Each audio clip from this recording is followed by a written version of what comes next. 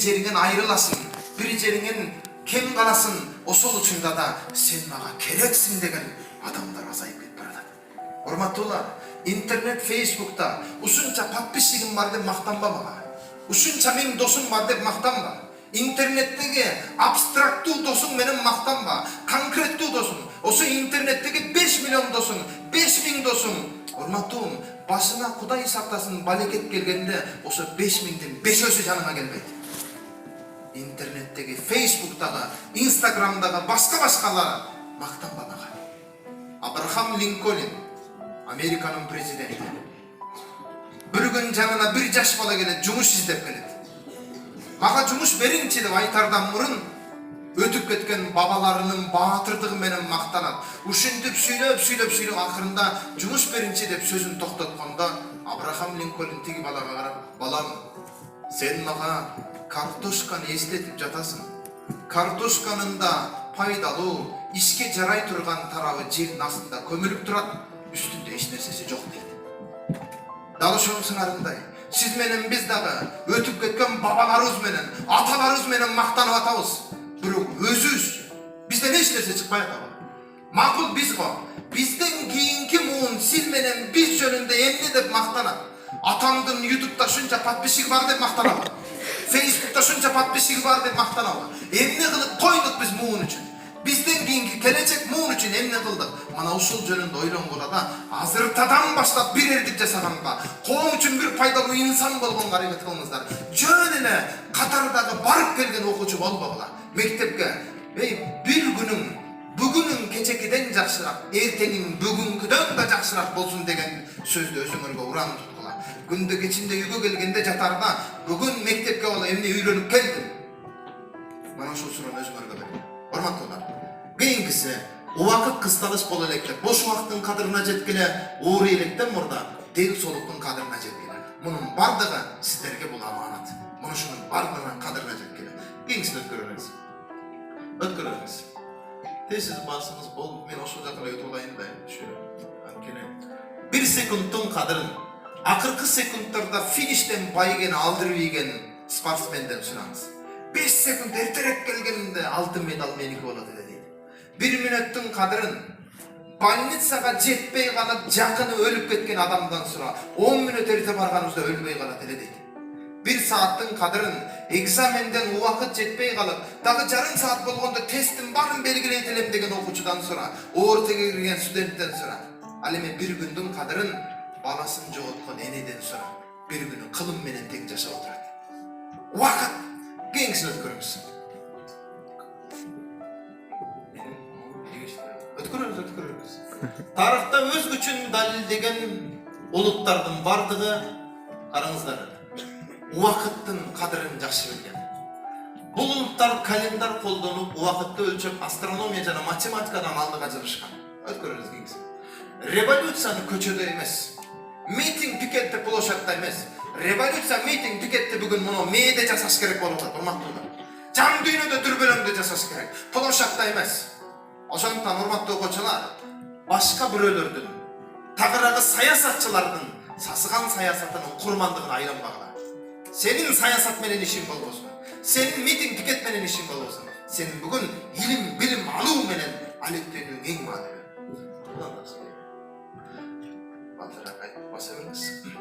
Убакытка көңүл бурбаган адамдар саат 1:30 көрүшөлү дегендин ордуна түштөн кийин көрүшөлү деп сүйлөшөт.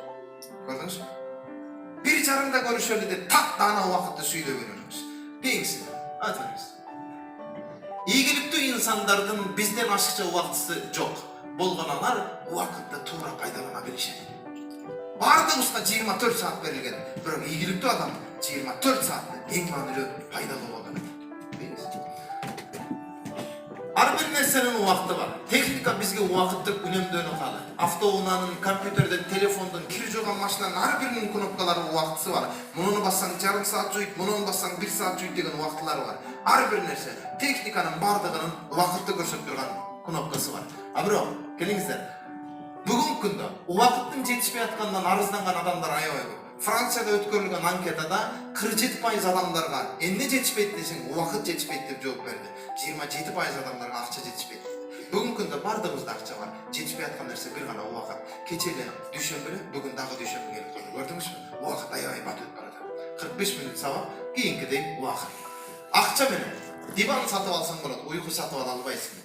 Акча менен Куран сатып алсаң болот, бирок ыйманды сатып ала албайсың. Акча менен тамак сатып ал, бирок тамитти, аппетитти сатып ала албайсың. Акча менен кызматкер сатып ал, досту сатып ала албайсың. Акча менен үй сатып ал, бирок үй бүлөнү сатып ала албайсың. Акча менен билим, диплом сатып ал, бирок акылды сатып ала албайсың. Акча менен өмүрдө баарын сатып ал, бирок өмүрдүн жашоонун өзүн сатып ала албайсың. Ошондуктан урматтуу жаштар, жаш кезиңен баштап байлык дүнүйөгө жан дүйнөңдү берилип сүйүп албагыла. Акча болсо чөнтөгүңдө болсун, бирок жүрөгүңдө болбосун ал нерсе. Бул нерсеге көңүл буруңуздар. Кеңесин өткөрө бериңиз. Эгерде жумуртка сырттан тийген соккудан улам сынса, жумуртканын ичинде жашоо бүтөт жөжө үчүн. Эгерде жумуртка ичинен сынса, анда жашоо башталат. Жөжө өзү сындырган болот. Дал ошонусуңардай, урматтуу окуучулар, өзгөрүүнү кааласаңар өзүңөрдөн баштагыла. Ичиңердеги нафсиңерди өзүңөр сындыргыла. Кээде сырттан тийген соккуга окшоп, "Эй бала, жашына болбойсуңбу" десе, "Ишиң эмне" деп аны кабыл алгыбыз келбей жаман көрүп, урушуп жүрөбүз. Өзүңө өзүң сын табып, өзүңдү өзүң тизгиниңди тартсаң, анда жакшыраак болот. Өзгөрүүнү өзүңөрдөн баштагыла. Бийикке мелдешти баштаган курбакаларды карап турган башка курбакалдар шылдыңдап, "Жете албайсыңар" деп бакыра баштайт.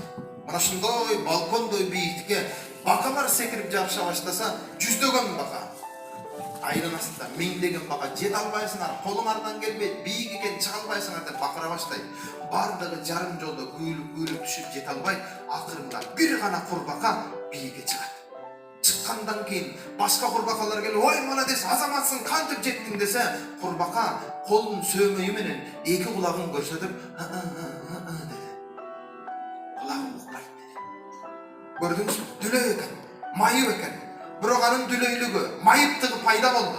Билесизби эмнеге? Аналардын "Жете албайсыңар, бечарасыңар, колуңардан келбейт", тагыраагы жаштардын сөзү менен айтканда "лохсуңар" деген сөзүн укпаптыр. Укпаган үчүн бийикке чейин чыкты, финалга чейин. Урматтуулар, силер дагы класстагы, мектептеги, айланаңдагы ар кимдин "колуңан келбейт" деген сөзүн укпа. Эмнеге? Мээң ошого жараша аракет кылат. Колуңан келбейт десе, "Ооба, келбейт, ушундай" деп мээң далилдей баштайт. Колуңан келет десе, мээң анын эмне үчүн келет экендигин далилдеп иштей баштайт. Демек, мээ сенин каалооңа жараша иштейт. Ошондуктан башка айланаңардагынын галстук тагып, чыкырып, китеп кармап мектепке келсең, өзүнчө ученый болуп, профессор десе, "Достор, мени профессор дейт экен" деп, "Мына сага" деп чечип келип алба. Көрдүңбү? Намыстанбаган сөзүнө. Уул балдар, вечир-сечир башкаңды токтот. Аняка менагыңды токтот, той токуруңду. Эй, сен тууган уруктун тоюна барасыңар, кыздар балдар. Эй, тууган уругуңдун тоюна барбай койсоң, эмне, никеси кыйылбай калып атабы?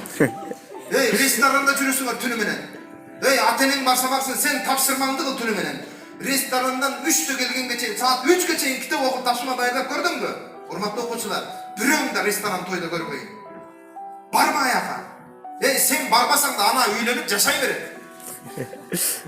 Урматтуулар, токтот ананы. Вечир-сечир. Ишенгиле, мен мектепте окуган кезде класста эң биринчи мен турат элем. Жана эң коркок мен элем. Ушаш, коркосуңсуң, ооба дейт. Билем анан жүрүсөм өлүп калат, билем. Бирок досторум кээде мени кыз бала дейт эле. Намыстанган жок. Алар мени кыз бала деген үчүн азыр силерге юбка кийип алып семинар өтүп аткан жокмун? Түшүнүңбү? Жигиттер, ар кимдин сөзүнө намыстана бербегиле. Кыз бала деп атат деп, не деп. Жок, токтотат. Оламыз. Бийигин баспай, досмор. Дагы кеңесин басыңыз. Басыңыз. Убакытты коротуу деген сөз өмүрдү коротуу деген менен бар. Убакытты жөндөп басыңыз. Убакытты ысырап кылуу деген сөз өмүрдү ысырап кылуу деген менен бар. Түшүндүңбү? Ошондуктан убакытты бекер кетирбегиле. Убакыт деген ушундай. Бир күндө 1,5 саат убакытты тамактанууга бөлсөк, караңыздар. Завтрак, обед, ужин. 3 маал тамактын жыйнап туруп 1,5 саат деп атам. А биз ужиндин өзүнө 1,5 саат отурабыз. Обедтин өзүнөн, завтрактын өзүнөн. Караңыз, эгерде 1,5 саат бир күндө жалпы тамакка жыйынтап бөлө турган болсок, анда 1 жылда 29 күн тамактануунун өзүнө кетет экен. 1 жылда, 60 жылда 4 жыл тамақтануның өзіне қоротот екенбіз. Кийинкисине баспаймыз. Эгерде баса бериңиз, bir күндүн 40 мүнөтүн дааратканага коротулса, мен bir күн кечке барып келген даараткананы общий жинап 40 мүнөт дедим. Биз эле bir киргенде 40 мүнөт отуруп калдык. Ачык айтайын. Телефон менен кирип кетишти азыр балдар ошакта. Уландан эгерде bir күндө 40 мүнөт дааратканага коротулса, bir жылда 12 күн убакыт даараткананын өзүндө кетет экен. 60 жылда 1,5 жыл убакыттын ашыгы даараткананын өзүндө кетет экен. Прикинь. Ойлоңдула жаштар. Уландан кейиңиз. Караңыздар. Баса бер. Прикинь. Баса бер. Bir күндө 8 саат уктасак, 1 жылда 4 ай уктайт экенбиз. 60 жылда 20 жыл уктайт экенбиз. 60га чыкканда 20 жыл. Биз да ошентип уктабыз. Улантам. Эгерде ошол 8 сааттын ордуна 7 саат уктай турган болсок, анда 60 жылда өзүбүз үчүн 3,5 жыл убакытты үнөмдөп калат экенбиз. Көрдүңүздөр? Урматтуу окуучулар, баса бергенсиң. Адам денеси үчүн, адам дененин уйкуга болгон муктаждыгы 4-5 саат эле. Түшүндүңөрбү? 4-5 саат эле. Мен муну айтпасам деле, силер бүгүн түнү менен телефондо отуруп, интернетте отуруп, 12де уктабайсыңар, ачык айтайын. 1-2-3-те уктайсыңар. Ошентип 2де уктасаң дагы 7де ойгоносуң 5 саат. Ошого ыраазы болуп мектепке барып келип жүрөсүң. 12ге чейин телевизор, интернет бар. Урматтуулар, телевизорго багынган, телефонго, интернетке багынган эртең оңой эле наркотикада багынып берет. Телефонунду унутуп калсаң, мектептен телефон үчүн кайра келесиң, бирок математика китебиңди унутуп калсаң, мектептен китеп үчүн кайра келбейсиң. Телефонсуз жашай албай калдыңар. Урматтуулар, телефон бар, китепке акча жок. Китепке 300 сомдук китепке акча жок, бирок телефонуңар 13.000 сом турат.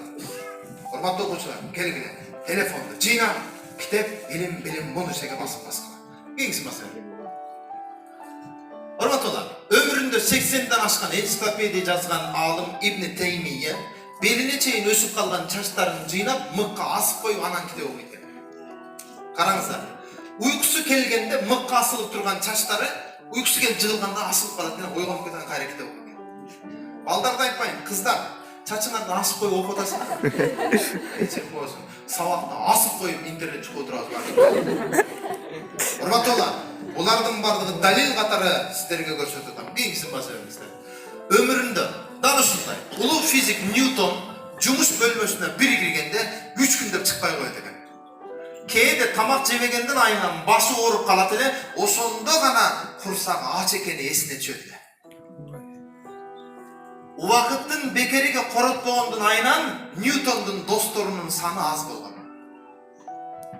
Ачык айтайын, ар бириңер мынанча досум деп досумдун санына көңүл бурбай, досумдун сапатына көңүл бургула.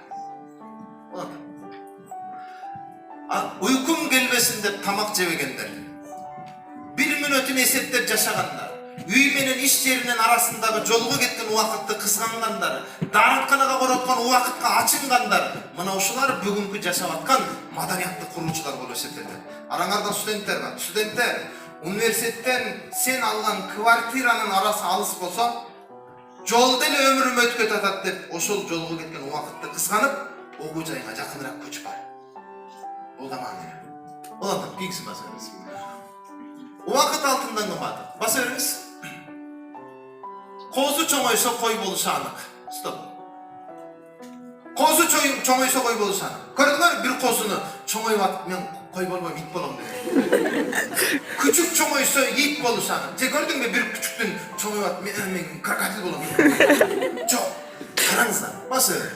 Бирок адам баласы чоңойсо адам болушуна гарантия жок. Урматтуулар, өзүңчө адаммын деп төшүңдү чыйла. Коомго пайдам тийсин, ана ошондо адаммын деп. Ар бириңер, тойгонго кылып канагат, турпак да жанын багалат. Барып келип курсак тогузуп жатып турушту айбандагы кылып атат. Ошондон ар бириңден суранам, мына нерсеге көңүл бургула. Барпы акын атабыздын ыры бар. Кабар алсам ааламдан, кабар алсам замандан, адам чыкпайт айбандан, бирок айбан чыгат адамдан деп ырдаган болчу. Адамбы? Адам бойдон караган. Мына нерсе.